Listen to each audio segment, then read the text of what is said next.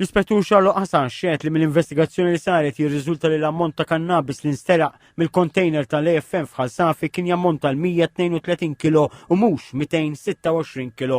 L-Ispettur Ħasan kien qed jixhed fil-kumpilazzjoni tax-xhieda fil-konfront ta' 6 persuni akkużati fost oħrajn b'ser u traffikar ta' droga u ma qed iwieġbu mhux ħatja. Quddiem il-Maġistrati lejn Rizzo, l-Ispettur Mark Anthony Merċieqa spjega li d-droga li kienu twaslet Malta mill-Marok f'Ġunju li għadda kellha tinqered fl-inċineratur. Jirriżulta li żviluppaw ħsarat fl-inċineratur waqt li droga dit tinħaraq u għalhekk ġie deċiż li droga kellha terġa' tinħażen fil-container ta' dwana fil-Port Ħieles. Xehet li ftit ġimgħat ilu ngħata direzzjoni li dan il-container kellu jkun fil-kustodja tal-AFM u fil-fatt ġie eskortat b'karozza tal-Pulizija lejn il-barracks tal-AFM f'Ħalsafi.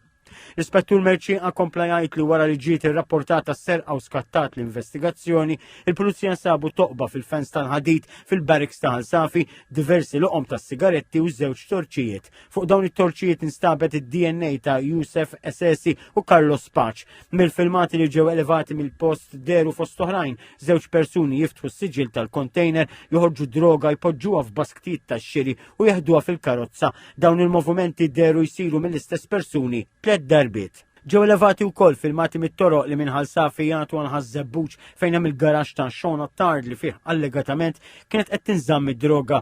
F'dawn il-filmati dderu żewġ vetturi, waħda griża li ntużat fis-serqa u oħra sewda li mal-intemmet is-serqa u ttiet it-triq lil karozza l-oħra sal-garaxx ta' Attard f'Ħażebbuġ. Mill-filmati dderu wkoll Essesi babas in-numru tal-pjanċi tal-karozza l-griża. Attard jiftaħ il-garaxx u l-aħwa Paċ jidhru joħorġu l-basktiet mill-karozza l-griża u jdaħluhom fis-sewda li allegatament bdiet tinstaq minn Krista Gawċi. Dwar Liam Stewart, l-Ispettur Jeffrey Xikluna nxehet li fit-tfittxijiet li saru fir-residenza tiegħu instabu taħlita ta' sustanzi fosthom bazz tal-kannabis u trap abjad. Ir-riżulta wkoll li kellu żewġ blokok reżina tal-kannabis. Il-pakkett kien jaqbel ma' dawk li nsterqu. F'kamra oħra fuq il-bejt instabu wkoll 3 blokok simili għal dawk li nstabu isfel, inkluż ma' 6,000 euro fi flus kontanti. Xehet ukoll l-assistent kummissarju Kita Arnoli qal li b'kollox is-serqa damet għaddejja satejn.